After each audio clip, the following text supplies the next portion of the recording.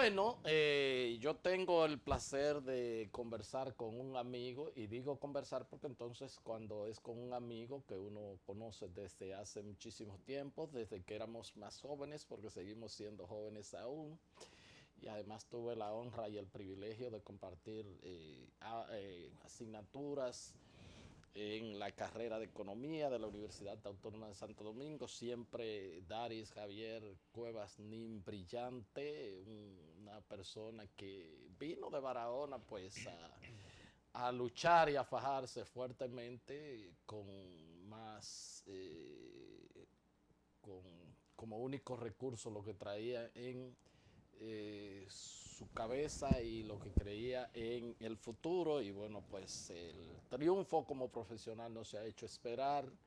Dari es doctor en economía dentro de varios estudios de posgrado que tiene, profesor de la Universidad Autónoma de Santo Domingo, ha sido intendente de la Superintendencia de Bancos y además es dirigente del Partido de la Liberación Dominicana. Todo eso, ese paquete, ¿verdad? Yo digo que aparte de eso es mi amigo y es parte de lo que me importa, además de todos sus logros. ¿Cómo está, hermano? Sobre todo que somos amigos. Eso es así. Y a mucha gente le he dicho, mira, a Héctor ustedes lo ven en los medios ahora, pero a Héctor yo soy testigo presencial que antes se destacó en la universidad y había que respetarle sus posiciones Bueno, frente a teóricos como Carlos Acuaciati, Jacqueline sí, Boy, José Cerulle Ramia, que fueron nuestros profesores. claro. ¿Cómo va a ser? Sí, así mismo es. Sí, recuerdo a la profesora Susana A Gámez Susana también, Gámez, el profesor Vicente Bengoa, Bengoa, sí, exacto. toda esa constelación de buenos profesores. Daris, te he invitado, dentro de otras cosas, para que hablemos un poco de todo, pero sobre todo de esta última joya, y yo tuve la honra de ir al acto de puesta en circulación. Este es la última producción de Daris, no sé si lo tenemos en pantalla ya. Se trata de riesgo en la economía global. Un tema, un tema, señores, que ahora el sistema financiero, el sector empresarial, servicios, todo, todo. La palabra riesgo es la constante y es lo que todos los sectores de la vida productiva y también del sector público tienen que tener presente en una economía que pues por momento tiene una expansión y un crecimiento, pero que cíclicamente, como sucedió en el año 2007-2008, bueno, pues se produjo ese crash que la última referencia que tenía era la de 1929, con toda esa crisis de los años 30. Entonces Daris ha hecho un injundioso trabajo para todos los sectores de la vida que deben conocer esta investigación y sobre todo académicamente para los estudiantes que deben actualizar ese know-how que se pues plasma en esa investigación.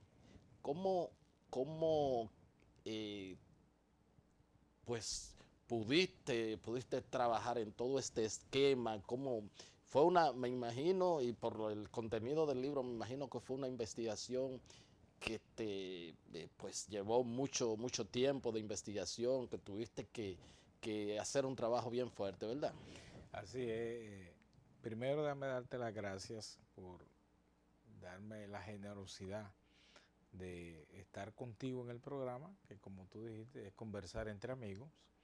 Y lo otro es de comentarte el libro en función de las preguntas que me puedas hacer. Y obviamente es un tema al cual le he dedicado mucho tiempo de investigación y una vez visto que ya podía salir al público, entonces decidí imprimirlo, porque tal como tú hiciste de entrada, la economía a nivel global tiene muchos signos de riesgos. Fíjate que el título de la obra se llama Riesgos en la economía Así global. es. No es que la economía global esté en riesgo, Eso es sino así. que hay riesgos. Sí, claro. Entonces, esos temas que son cada vez más latentes, tú sabes muy bien, Héctor, que el problema del mundo ahora mismo, si sigue siendo político, pero el que predomina es el económico. Eso es así. Y dentro del económico está un sector muy vulnerable que tú señalaste, que es el sector financiero. La parte de los commodities, las materias primas, entre lo cual se destaca el petróleo, están las tensiones comerciales. Estamos en una época en que la política comercial en el mundo ha cambiado drásticamente con la nueva política impulsada del Estados Unidos como epicentro, que es algo raro, Héctor, que se da, y amigos televidentes, que un país imponga trabas comerciales a sus principales amigos. Y sobre todo un país que ha sido el principal impulsor de la Exacto. liberalización de los mercados Esa es la y de otra todas parte, las barreras arancelarias. que exactamente en ese renglón, tú dices, y tú que has estudiado el pensamiento económico, sabes que los doctrinarios del pensamiento mercantilista, precisamente Claro. en los siglos XIV, XV, planteaban restricciones al comercio, Sí. pero que Estados Unidos, post Guerra Fría, impulsó la liberalización del comercio, derrumbando todas esas barreras Claro. que perturbaban el comercio y curiosamente desde Estados Unidos sale de nuevo a retomar esa doctrina Así es. que podríamos llamar la doctrina Trump, ¿verdad? En materia comercial, pero lo más extraño que yo veo en eso y está plasmado en la obra es que colocar restricciones entre amigos, o sea, Canadá, Unión Europea y México son socios tradicionales de Estados Unidos. Entonces, tú te sorprendes cuando ves esas cosas y hay que estudiarlas porque de ahí depende el rumbo de la economía mundial. Y también están las tensiones políticas que nunca van a dejar de ser un problema. O sea, vemos tensiones políticas en el mundo global, en particular con Corea del Norte, el mismo choque con China, y entonces tú dices, bueno, el mundo parece que está dando un giro que no nos estamos dando cuenta. Para mí, después de el fin de la Guerra Fría, 1989-90, no se había dado tantas tensiones en el mundo como el día de hoy. Y tú le agregas eso que aunque se ve de una repercusión quizás política, pero sus consecuencias son económicas y Claro, que tú lo narras y lo describes muy bien en el libro, es el Brexit también, claro. que es una... Ese es el otro elemento que entra como riesgos, el rompimiento con la Unión Europea. ¿Qué habíamos visto en los últimos años? Que la Unión Económica, la Unión Europea, era lo más perfecto que se había logrado en materia de integración y de repente un rompimiento por situaciones políticas y económicas. Y tú dices, ¿cómo cambia eso? ¿Por qué el Reino Unido, que ha preservado su moneda, la libra esterlina, no se incorpora al euro? Entonces, manteniendo esa autonomía, pero una buena relación, de repente hay un rompimiento. ¿Cuál será el destino de la libra esterlina? Y quizá mucha gente ven hablando a uno de eso aquí. Claro. Y dice, ¿y qué tenemos que ver nosotros? Sin embargo, la economía a nivel global está interconectada. Claro. Cualquier cosa que ocurra en Libia repercute entre nosotros en el Oriente Medio. Eso es así. Entonces, ya el mundo no está aislado. No, es multipolar. Para que se tenga una idea, este es un país que coloca bonos en los mercados de capitales y bueno, pues esos acontecimientos, pues cualquier crisis, cualquier temor eso puede incidir en los tipos de interés, en todo eso, pero además afecta a los mercados. En la parte de la inversión de capitales extranjeros en la República Dominicana y toda esa situación. Pero bueno, hemos visto, sin embargo, un poco de contradicción. La economía siempre no requieren turbulencia y siempre requieren de buenas expectativas, ¿verdad? Que es en la ecuación macroeconómica, en las proyecciones que tú haces, bueno, las expectativas, tú dices, ¿cómo tú la mides para que pueda ser parte de esa ecuación? Sin embargo, es un factor tan determinante y te digo, a veces como que las cosas, uno dice, son las excepciones de las reglas, porque si una persona ha podido llegar a una parte de incertidumbre a la economía mundial y por ende de su país es Donald Trump. Sin embargo, la economía de Estados Unidos, pese a eso, está en repunte, los mercados marcan muy bien, la situación del empleo es histórica, ese pleno empleo que tiene Estados Unidos, como que es inexplicable. Te queda en cuestionamiento. Así es. Entonces, uno dice, bueno, ¿hasta cuándo puede durar eso? Esa es la parte ahí, hasta cuándo puede, porque esta guerra comercial, por ejemplo, con China y que un poco se ha dado con Canadá, se ha dado con México, pero sin embargo, para ponerle aranceles a esos productos, pero también la gran cantidad de inversionistas norteamericanos en esos países que de alguna manera también le afectan a sus productores. Es un cuadro bastante complejo. Claro. Todo esto cabe entre esa palabra riesgo, claro. ¿verdad que sí? Así es, porque por ejemplo, y algo latente para conectar con lo que tú estás diciendo, precisamente en Estados Unidos se toman medidas en el mercado financiero interno, aumentando las tasas de interés. Y además está la tasa de tributación, bajarla. O sea, cómo combinar esas dos cosas y cómo nos afectan, por ejemplo, a economía como la nuestra. En principio, recuérdate que la doctrina Trump, desde la campaña electoral, ha sido América para los americanos. Sí. Entonces, ¿qué sucede?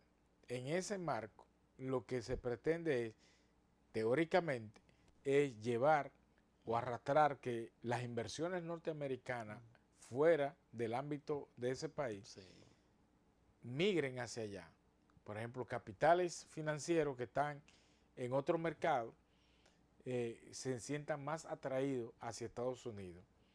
Eso implica una salida de capitales de esos países y puede afectar el tipo de cambio, porque van a salir fuertes sumas de capitales. Igual las empresas, inversiones en las empresas pueden decir, bueno, esas empresas vámonos para Estados Unidos porque nuestra tasa de tributación será mejor, será más atractivo. Ese es, digamos, el esquema. Ahora, ¿hasta dónde eso puede lograr su alcance? Cuando ya tenemos lo que en economía conocemos como la deslocalización de la producción.